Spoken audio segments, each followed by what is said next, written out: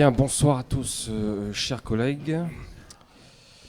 Je démarrerai, une fois n'est pas coutume, cette séance par une petite déclaration sur l'actualité, puisque vous le savez, ils ont défrayé un peu la chronique médiatique depuis quelques jours en raison des avancées de l'enquête dans le cadre de l'affaire du double meurtre des époux Muller. Je serai très rapide, simplement pour d'abord exprimer au nom des Lyonnais, je crois, le soulagement de tout un chacun.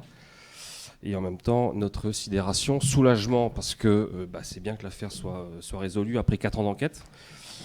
Et on a forcément une grosse pensée pour les filles des époux Muller. Et puis sidération quand on prend connaissance de l'identité du mis en examen pour assassinat, puisque c'était le voisin d'en face.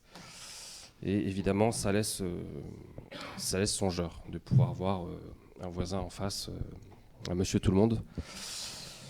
Mise en examen dans cette affaire, donc voilà, ça me sidère un petit peu. Je crois qu'on est tous ce soir tout à la fois soulagés que l'affaire avance enfin, et stupéfaits, sidérés. Voilà. Je crois pas que ça appelle plus de commentaires, mais je ne pouvais pas, compte tenu de cette actualité, je ne pouvais pas faire l'impasse sur cette déclaration préalable, même si je le fais pas de gaieté de cœur. Voilà, j'espère qu'on va pouvoir tous tourner la page.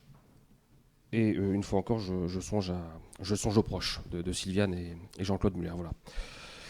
Je désigne un secrétaire de séance en la personne de Clément Mézergue. Sont absents, excusés, ont donné pouvoir Thierry Dubreuil, qui a donné pouvoir à Serge Flao, Caroline Glise, qui m'a donné pouvoir, Thierry Diremer a donné pouvoir à Gilles Boye, Marlene Guiriec a donné pouvoir à Delphine Flora, Aline Fontaine a donné pouvoir à Marc Boisseau, Frédéric Malville a donné pouvoir à Madame Sophie Carrère, et enfin Philippe Girard a donné pouvoir à Brigitte Nabé. Y a-t-il des observations au sujet du procès-verbal du dernier conseil municipal du côté de Cœur-Dizon? C'est ok, le procès-verbal est adopté, les registres vont circuler pour signature. On démarre ce petit conseil municipal par une première délibération relative à la mise en place d'un règlement budgétaire et financier à compter du 1er janvier 2024. Yannick Clavier, je t'en prie, tu as la parole. Merci, bonsoir. Effectivement, lors de notre dernier conseil municipal au mois de septembre, nous avions présenté effectivement cette nouvelle nomenclature auquel nous allons être assujettis, à savoir la M57. Donc au revoir la M14 et bonjour la M57. Et donc, on avait déjà évoqué que la mise en place de cette nomenclature M57 rend obligatoire la rédaction d'un règlement budgétaire et financier. Alors, quel est le but de ce règlement? C'est effectivement de formaliser, de préciser l'ensemble des règles de gestion financière et comptable. Alors, je vous invite rapidement, on va essayer de balayer ce règlement. Le process budgétaire reste en l'état, à savoir sur des termes que nous connaissons tous. Il y aura toujours un débat d'orientation budgétaire, il y aura toujours un rapport d'orientation budgétaire qui reprécise le contexte financier et économique dans lequel on évolue.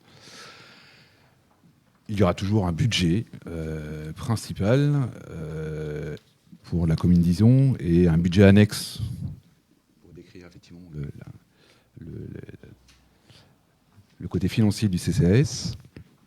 Les grands principes restent les mêmes, une annualité budgétaire, à savoir donc effectivement l'étude de la gestion du 1er janvier au 31 décembre, le principe d'unité qui fait apparaître l'ensemble des recettes et des dépenses, et le principe d'universalité, merci, à savoir les recettes égale les dépenses. Petite nouveauté, effectivement, on avait l'habitude de présenter le budget par nature. Et là, effectivement, cette nouvelle nomenclature nous obligera à le présenter et par nature et par fonction. Alors, pour imaginer un petit peu, effectivement, la différence entre nature et fonction, la nature, effectivement, ça peut être une dépense énergétique. Donc là, effectivement, la nature va représenter l'ensemble des dépenses énergétiques de la commune. Et par fonction, effectivement, ce sera resplittés en fonction des 10 fonctions nomenclaturées. Et effectivement, on pourra évaluer la consommation énergétique du pôle enfance, de l'école, de la mairie, des services techniques. Alors qu'effectivement, par nature, c'est la globalité des dépenses énergétiques qui sont effectivement représentées.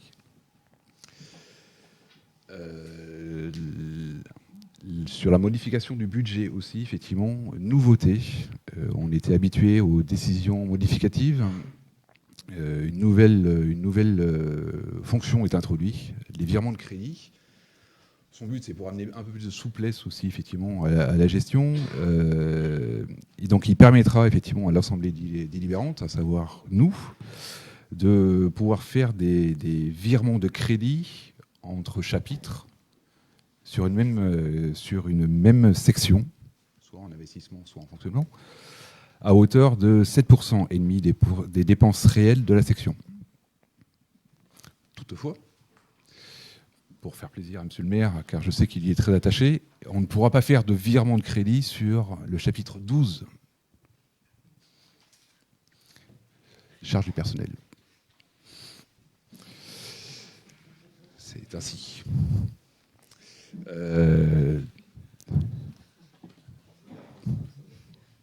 Ça ne veut rien. Autre nouveauté, effectivement, on était habitué à avoir un compte de gestion et un compte administratif. Pour plus de simplicité, ces deux représentations sont remplacées par un compte financier unique, donc un peu plus de simplicité. Sur l'exécution budgétaire, avant l'adoption du budget, on reste sur le même principe, effectivement, du 1er janvier à l'adoption du budget. Le maire peut effectivement recouvrir des recettes et d'engager des liquidités pour mandater des dépenses en section de fonctionnement.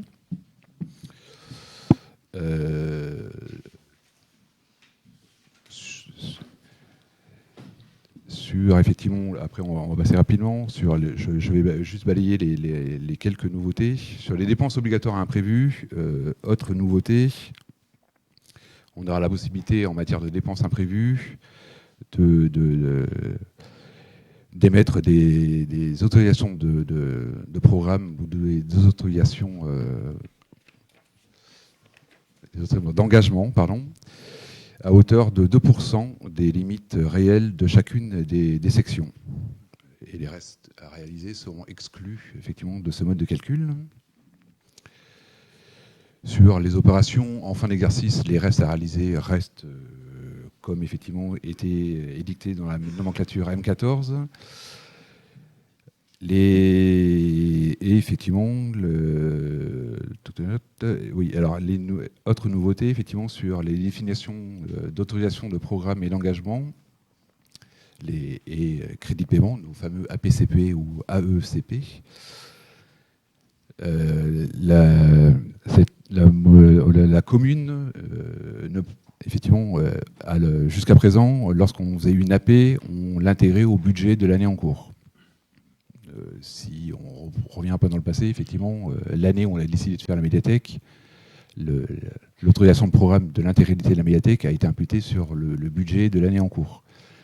Maintenant, avec la nouvelle nomenclature M57, effectivement, si on estime que la construction de la médiathèque prend 3 ans, effectivement, on met au budget la somme que l'on pense dépenser sur l'année de construction de la médiathèque. Exemple, les médiathèques, on dit que ça coûte 1 million. La première année, on pense faire la moitié de l'autorisation de programme. Donc, sur le budget de la première année, on aura 500 000.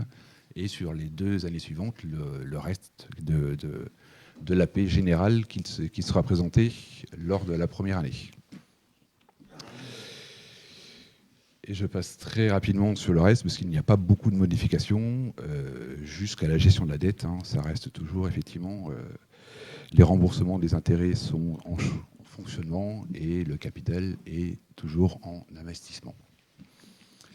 Donc, à l'issue de ce rapide présentation de notre règlement intérieur, il nous est demandé, effectivement, de l'adopter. et de donner délégation à Monsieur le maire pour mettre à jour ce dit règlement s'il a besoin d'être actualisé. Et d'autoriser Monsieur le maire à signer toute pièce nécessaire relative à la mise en place de ce règlement intérieur financier. Bien, merci Yannick de cette synthèse passionnante au sujet de la nouvelle nomenclature comptable, dite M57. Je la passe au vote. Qui est pour? Tout le monde est pour, on est d'accord? Personne n'est contre. Hein. Personne s'abstient, personne n'a rien compris. Vous êtes d'accord avec moi? C'est à peu près ça, sauf Yannick. Yannick se comprend lui-même, mais... Non, je rigole Yannick, c'était super. Merci de la synthèse. Avec votre accord, très bien. Merci beaucoup. Yannick, tu gardes la parole, s'il te plaît, au sujet d'un sujet un peu plus touchy, suppression, liquidation et apurement du passif de la Régie universelle enfance et loisirs. Je t'en prie, Yannick. Merci. Alors, je ne sais pas si ce sera plus passionnant, hein, malgré tout, mais bon. Donc, malgré tout, effectivement, cette Régie universelle enfance et loisirs a été créée en mars 2009. Effectivement, au cours des années... elle a évolué jusqu'en septembre 2010 où on est passé sur un mode de paiement par prépaiement des factures. Mars 2000, plusieurs effectivement. Enfin, vous avez tout l'historique. En mars 2014, effectivement, il y a un changement de régisseur qui ne valide pas les comptes. Donc, effectivement, on ne sait plus trop où on en est. Juin 2018, il y a un audit qui est réalisé par la DGFiP. Et qui relève déjà effectivement qui fait au moins 3 recommandations, au moins sur un aspect juridique, un aspect organisationnel et un aspect comptable. 2021, on modifie le règlement intérieur pour ne plus être en prépaiement, mais en règlement a posteriori. Et c'est là où effectivement on avait voté tous ensemble la liquidation effectivement de tout le surplus payé par les familles. Malgré tout, le 1er mars 2022, après examen des opérations comptables en cours, l'adjoint comptable public de Libourne fait un constat d'une insuffisance de fonds disponibles concernant la régie à hauteur de 14 708,42 €. Donc effectivement, ce déficit, nous ne l'avons pas comblé. Et au fait, au vu du fonctionnement de la régie et de la complexité effectivement de la régie par rapport aux encaissements et aux différents supports informatiques qui font ces encaissements, il a été décidé effectivement de clôturer cette régie. Et afin de pouvoir la clôturer, il faut que les comptes soient équilibrés et surtout à zéro. Donc il nous a demandé d'épurer ces comptes, donc à hauteur de 14 708,42 € par l'émission d'un mandat qui sera alimenté par des dépenses imprévues pour couvrir ce montant de 14 708 €, et d'autoriser Monsieur le maire à signer toutes les pièces nécessaires dans le cadre de la suppression de cette dite régie. Bien, merci Yannick. A-t-il des remarques peut-être au sujet de cette suppression et de cet apurement du passif de la régie enfance et loisirs? Je n'étais pas là en commission. Pas de remarques? C'est OK pour tout le monde? Très bien, je la passe au vote. Qui est contre? Qui s'abstient? Très bien, je vous remercie. Yannick, tu conserves la parole au sujet d'admission non-valeur, s'il te plaît. Bon, toujours un peu dans la même veine. Il faut donc épurer un montant moins important, certes, mais il nous faut admettre en non-valeur des titres de recettes concernant des taxes publicitaires, donc, qui datent depuis 2013, entre 2013 et 2017, et d'admettre en non-valeur aussi des titres concernant la restauration à la garderie périscolaire sur les années 2018-2019 pour une hauteur globale de 422,70 €, donc pour recouvrir des créances entre 2013 et 2019. Et donc, je vous demande d'autoriser Monsieur le maire à signer les pièces correspondantes pour épurer ces créances. Très bien, merci. Qui est contre? Qui s'abstient? Ok. Gilles, tu prends la parole, s'il te plaît, au sujet de l'utilisation de signature. Une convention de mise à disposition des installations sportives de la Cali. Je t'en prie, Gilles. Merci, monsieur le maire. Bonsoir. Donc, c'est simplement la Cali qui a procédé à l'installation d'un terrain synthétique sur la commune de Harvert. Et aujourd'hui, on nous demande simplement d'acter la chose, c'est-à-dire de signer une convention entre la mairie d'Ison et la Cali. Également la mairie de Veyre pour le club du FC Mascaré, bien sûr. Ça veut dire quoi? Ça veut dire que le FC Mascaré pourra occuper le terrain par convention le temps nécessaire. Aujourd'hui, je crois que c'est 2 créneaux qui sont pris, demandés et obtenus par le FC Mascaré. Voilà. Donc il s'agit simplement de signer cette convention, d'autoriser monsieur le maire à signer cette convention avec la Cali. Très bien, j'apporterai un petit éclairage supplémentaire. Nous avions pris l'engagement en 2020, engagement numéro 60, de, je cite, doter le stade de la Node d'un terrain synthétique dans le respect de nos principes budgétaires. L'honnêteté oblige à dire que c'est un échec, puisque le stade de la Node n'est pas doté d'un terrain synthétique, pour la raison simple, c'est que doter le stade de la Node d'un terrain synthétique, en l'état de nos finances en tout cas, ce ne serait pas respecter l'équilibre de nos principes budgétaires. Nous avions espéré que la Cali porte la construction d'un terrain synthétique au profit du football club Mascaré. Je rappelle que le FC Mascaré regroupe les communes d'Ison, de Veyre et de Saint-Sulpice et Camérac. Et très longtemps, nous tenions la corde en début de mandat pour que la Cali porte ce projet effectivement sur le terrain de Veyre. Et puis, un arbitrage a été fait, un arbitrage défavorable au FC Mascaré, un arbitrage plutôt favorable au FC Coteau-Libournais. Et la décision a été prise de construire ce terrain synthétique communautaire, j'insiste, non pas à Veyre, comme on l'avait espéré au début, mais à Harvert. Il faut savoir gagner des arbitrages, il faut savoir également perdre quand on perd un arbitrage. Donc voilà, on va dire que j'ai serré mon poing dans ma poche, on l'a fait collectivement, mais je tenais quand même à apporter ces précisions qui ont été apportées au FC Mascaré, mais qui n'avaient encore jamais été dites publiquement au conseil municipal. Donc je tiens à assumer à la fois l'échec, mais en même temps à remercier et à saluer le fait que la Cali porte quand même, mine de rien, la construction de terrains synthétiques sur le territoire de la Cali, l'un à Guîtres et l'autre à Harvert. Il s'agit d'un terrain communautaire, ce qui signifie que ce terrain a vocation à servir tous les clubs de la Cali, et 2 clubs ont été fléchés pour l'utilisation de ce terrain. D'une part, le FC Coteau-Libournais, c'est bien normal, ils sont chez eux, et d'autre part, le football club Mascaré. J'ai insisté pour que le FC Mascaré puisse avoir autant de créneaux qu'il le souhaitait sur ce terrain, et qu'il ne soit pas défavorablement traité par rapport au FC Coteau-Libournais. La Cali a parfaitement respecté cette volonté, puisque la Cali nous a réunis le 9 octobre dernier dans les locaux du FC Coteau-Libournais.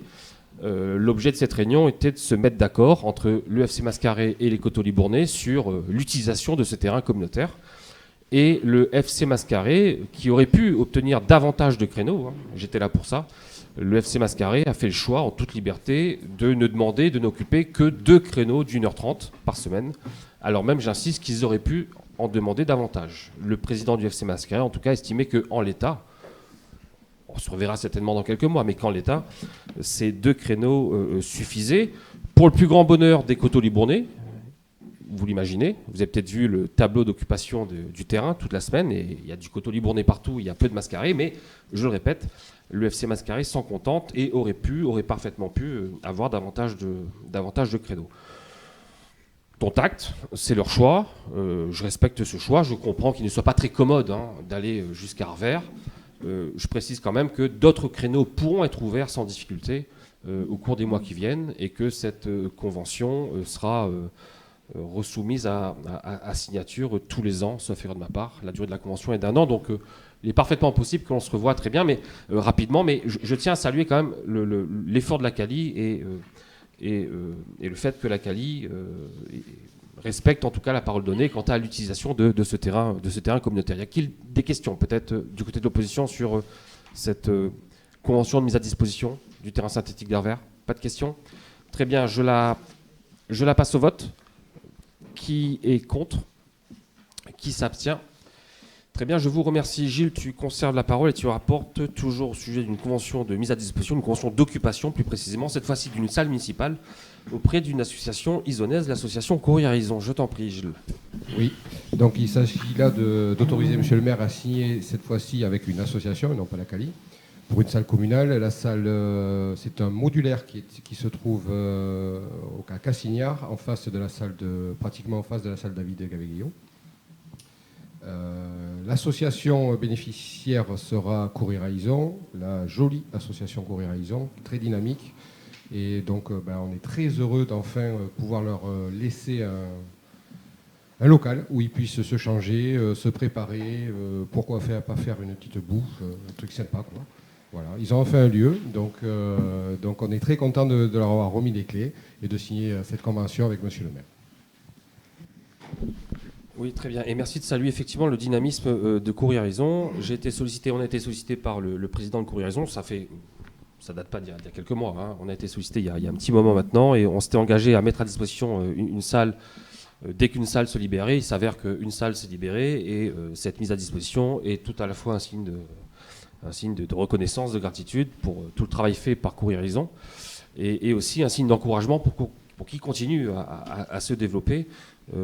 Courir Ison, c'est un service rendu aux Isonnais qui ont envie de courir. C'est aussi davantage de manifestations sportives et on s'était engagé à ce qu'il y ait davantage de manifestations sportives à Ison. Donc on tient nos engagements en partie grâce à des associations comme Courir Ison. Et puis plus globalement, vous l'avez compris depuis quelques mois, de nombreux mois, on souhaiterait faire d'Ison une espèce de ville de runner. Et donc il est évident qu'on va devoir compter, on compte en tout cas, notamment sur l'association Courir Ison pour y parvenir. Y a-t-il des questions peut-être sur cette convention d'occupation ? Très bien, je la passe au vote. Qui est contre? Qui s'abstient? Très bien, je vous remercie. Je rapporte cette fois-ci une délibération m'autorisant à rester en justice. J'ai reçu le 23 octobre dernier, donc c'est très récent, de la part d'un cabinet d'avocats, une requête de la part d'un couple isonné, requête demandant à la commune de bien vouloir procéder au déplacement ou idéalement au retrait de la tyrolienne qu'on a installée il y a à peu près un an, je dirais 1 an et demi, qu'on a installée il y a 1 an et demi sur l'allée des Pavillons, l'allée des Marquises, appelez-la comme vous voulez. C'est requérant, ce couple, estimant que la présence de cette tyrolienne porte atteinte de manière excessive à leur tranquillité. Non seulement ils demandent le déplacement ou le retrait de cette tyrolienne, mais ils demandent également, au passage, une indemnité à hauteur de 10 000 € pour les préjudices qu'ils estiment avoir subis. Donc ils ont désigné un avocat et donc je vous demande de bien vouloir m'autoriser à désigner à notre tour un avocat pour défendre les intérêts de la commune. Alors je vais le dire de manière très très claire, aussi franche que possible.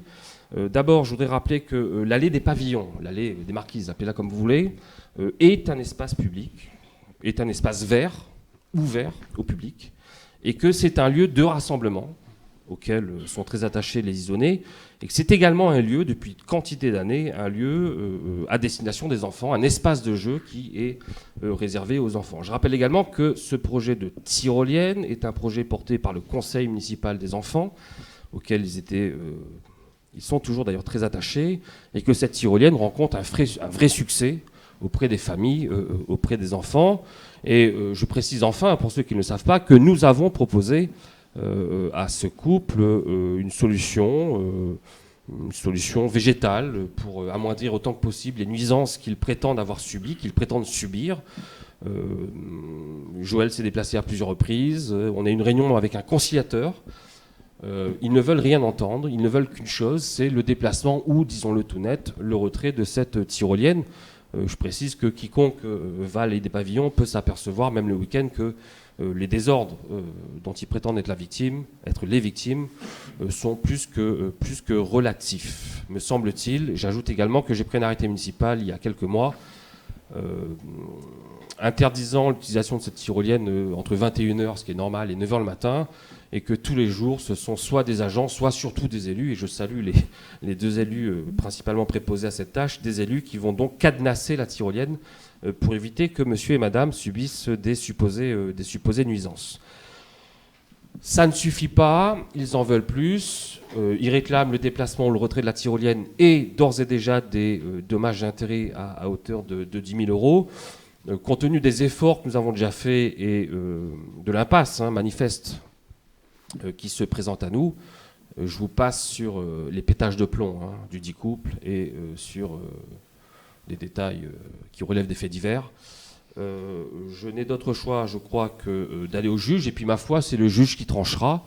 Je vous tiendrai évidemment informé. Et d'ailleurs, j'aimerais beaucoup que les enfants du conseil municipal nous accompagnent le jour de l'audience, histoire d'expliquer un petit peu au juge ce qu'est un espace public, ce qu'est une aire de jeu et ce qu'est un projet porté par le conseil municipal des enfants au regard de l'intérêt particulier de ces deux personnes. Donc voilà, donc je vous demande expressément de m'autoriser à rester en justice et de désigner Maître Cascara qui nous accompagne pour représenter les intérêts de la commune. Y a-t-il des questions peut-être au sujet de cette délibération, de ce futur contentieux? Pas de questions? Très bien, je vous remercie. Avec l'accord de tout le monde, donc, merci de cette unanimité. Nous poursuivons. Brigitte, autre délibération, nouvelle délibération, sujet de l'attribution de chèques cadeaux au personnel communal et de jouets aux enfants du personnel. Je t'en prie, Brigitte. Voilà une délibération bien agréable à présenter. En principe, au niveau des ressources humaines, on a toujours des cadres, des choses très réglementaires, des tableaux des effectifs, etc. Et là, aujourd'hui, nous sommes déjà dans les fêtes de fin d'année. Donc, et c'est une délibération qui arrive un peu plus tôt dans le temps, parce que nous avons un comité social territorial qui est très vivant. Et nous avons donc répondu aussi aux demandes des agents qui souhaitaient avoir des chèques cadeaux bien avant les fêtes. Alors, on les donnait au moment du repas du personnel, bien avant, pour pouvoir faire des achats. Donc, nous avons gardé la valeur du chèque cadeau, c'est-à-dire 70 €, et 82 agents sont concernés. Nous avons aussi à faire passer la partie cadeau pour les enfants. Et à ce jour, nous avons 39 enfants, les agents ont 39 enfants qui ont moins de 10 ans. Voilà. Donc, voilà une délibération agréable et que nous devons faire passer parce que nous sommes soumis quand même à des règles au niveau donc des libéralités que nous octroyons à nos agents. Très bien, merci Brigitte de cette bonne nouvelle. Qui est contre? Allez. Qui s'abstient? Même pas? Très bien, je vous remercie de cette unanimité au nom de nos agents qui le valent bien. Merci beaucoup. J'enchaîne sur une délibération relative à des conventions de servitude de passage le long du Cantran au lieu dit Graveilleron. Vous savez que nous nous étions engagés à aménager des nouveaux itinéraires de promenade le long des cours d'eau, notamment le long des cours d'eau. Et que à cette fin, on a construit un plan paysage. Si Caroline Lise avait été là ce soir, c'est elle qui aurait présenté cette délibération. Plan paysage, donc dans le but de partager les isolés et de créer un réseau de promenades, projet auquel on tient beaucoup, un réseau de promenades devant permettre le passage du public le long des ruisseaux. Et à cette fin, on a conventionné, je vous propose en tout cas de conventionner avec 4 propriétaires qui ont accepté de nous accorder une servitude de passage pour une durée de 10 ans pour l'instant. J'espère bien que cela deviendra pérenne. Donc je remercie les propriétaires concernés, à savoir les familles Vinquier, Boueil, Flores et ainsi que l'ASA du Glogelat, représentée par Bernard Durand, son président. Et je vous propose donc de m'autoriser à signer ces conventions de servitude de passage. Un regret quand même, un regret, c'est qu'il reste un propriétaire à convaincre. En tout cas, il reste un propriétaire que je n'ai pas réussi à convaincre. J'aurais bien aimé qu'il soit lui aussi, si je puis dire, autour de la table. Je ne désespère pas d'y parvenir au cours des prochains mois, mais enfin, pour l'instant, la porte est fermée, ce qui va nous obliger à faire un détour, pas très très important, mais enfin un détour pas très logique en tout cas.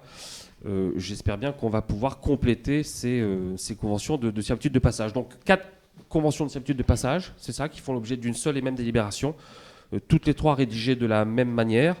Je précise que sur ces servitudes de passage seront autorisés les piétons, les coureurs et les chevaux. C'est comme ça. Il n'y en a pas beaucoup, ils sont quelques-uns à être amateurs d'équitation, si je puis dire. J'allais dire amateurs de chevaux, il y en a plus, mais amateurs d'équitation, pas tant que ça. La servitude aura une largeur de 6 mètres Et nous allons planter des haies bocagères avec l'appui de l'association Arbres et Paysages, comme on l'a fait le long du Cantrane, près du Bordieu de Daguet. J'espère donc que ce sera un projet plutôt réussi. Les plantations sont prévues en début d'année, autant pour moi.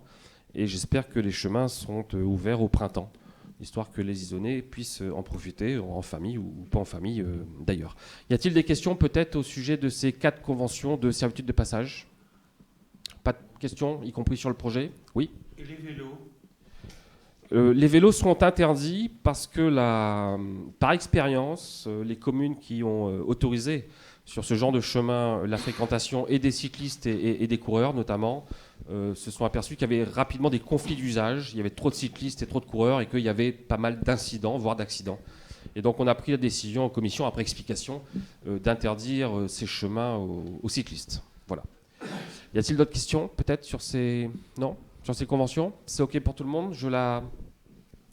Je la passe au vote et je précise que Gilles Boye, ici présent, va se déporter, ne prendra pas part au vote puisque la famille Boye est directement concernée. Y a-t-il des voix contre ces conventions ? Des abstentions ?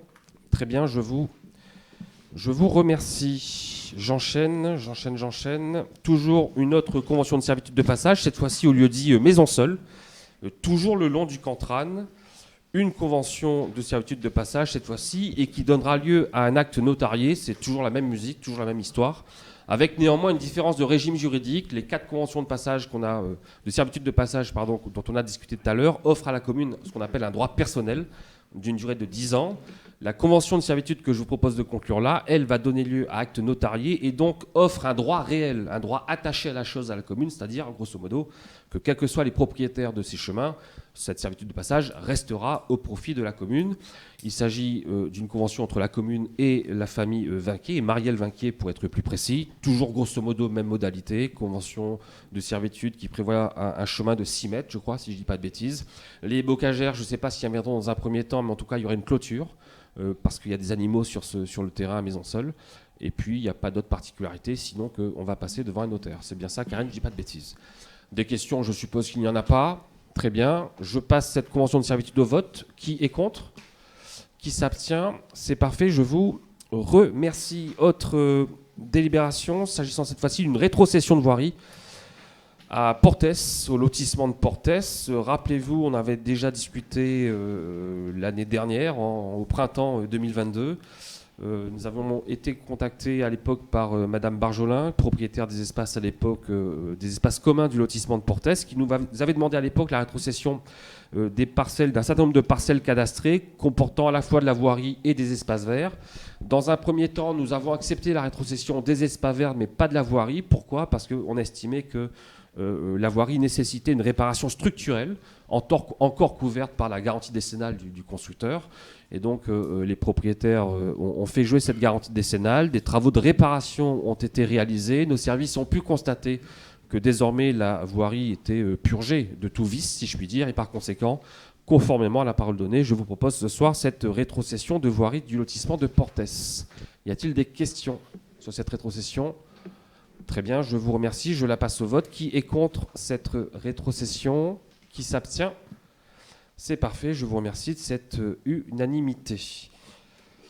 Autre délibération, une demande de subvention auprès du Conseil régional de Nouvelle-Aquitaine dans le cadre de l'appel à projet Nature et Transition qui concerne donc la plantation des haies bocagères le long du Cantrane dont je parlais tout à l'heure.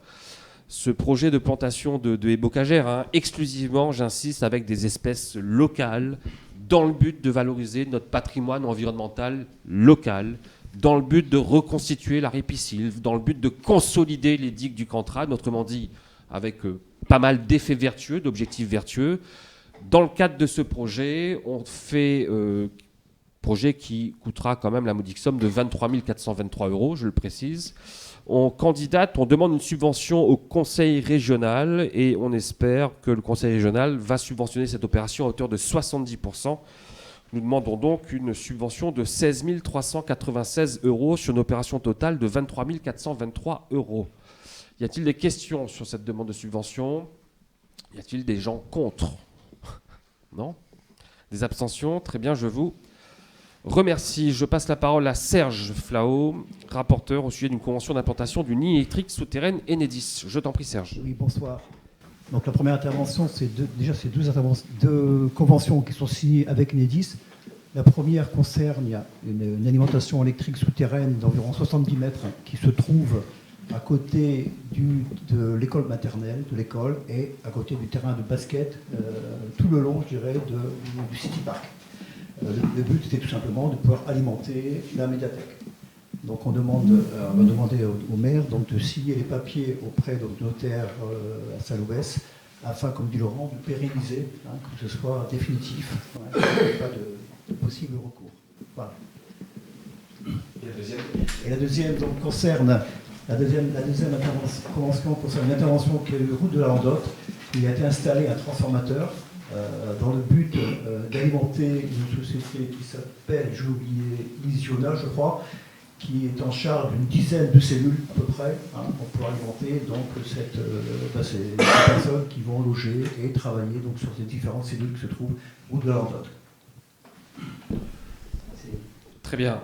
Je précise que la société Isona, c'est donc la société qui a porté le projet de création d'une nouvelle cellule artisanale à la Landotte. C'est plutôt une réussite et j'en profite pour saluer l'initiative de M. Darocha qui, par ailleurs, à qui il arrive par ailleurs de prêter un petit coup de main aux associations locales et je le remercie, mille fois. Je passe donc ces deux conventions, on est d'accord, je passe deux conventions au vote qui feront l'objet de deux délibérations différentes. Une première convention d'implantation d'une ligne électrique souterraine Enedis et une deuxième convention de mise à disposition avec Enedis d'un poste de transformation au lieu dit route de la Landotte. Je passe ces deux conventions au vote. Qui est contre ? Qui s'abstient? Je vous remercie. Pour terminer, chers collègues, trois petites informations que je me dois de vous livrer. D'abord, j'ai pris une première décision de résiliation du marché avec la société Miroiterie Landaise suite à une liquidation judiciaire avec non-reprise des contrats. Miroiterie Landaise, c'est la société qui avait été retenue pour équiper la l'AIGA.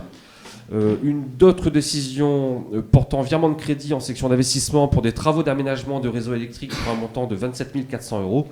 Et enfin, une troisième décision portant acceptation d'un don à la commune d'Ison par la société JH Transport au profit d'un projet de 2 panneaux de basket à l'école élémentaire, projet proposé et porté par le conseil municipal des enfants. Et je remercie du fond du cœur monsieur Johnny Asbani qui a donc fait don à la commune de 2 500 € pour permettre cette opération. Merci beaucoup Johnny Asbani. Des questions, peut-être des remarques sur ces décisions? C'est OK pour tout le monde. Chers collègues, petit conseil, je vous remercie de votre attention. Je vous dis à très bientôt. J'avais un remerciement à faire, c'était par rapport à la fan zone. C'est tout. Je vous en prie, monsieur Mérieux, je vous en prie, prenez la parole. Je ne sais pas, c'est pour monsieur Mérieux.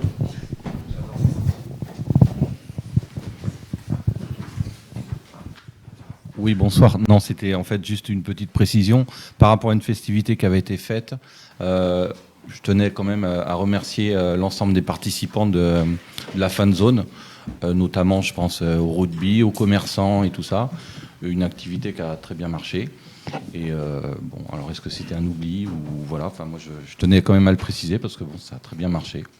Donc, grand merci au rugby, les commerçants et à tout le monde. Alors, c'est pas un oubli parce que à chaque fois qu'une association ou des commerçants participent à une manifestation, évidemment qu'on les remercie en direct, on les invite, on les convie à le faire et on les remercie en direct. En revanche, on ne le fait pas à la fin de chaque conseil municipal parce que sinon il faudrait qu'on passe nos conseils municipaux à le faire puisqu'ils ont en fait, ils ont vie bien, on va dire qu'ils ont vie pas mal, mais tu as raison de souligner que c'est bien de remercier. Voilà. Merci beaucoup, bonne soirée à tous, au revoir.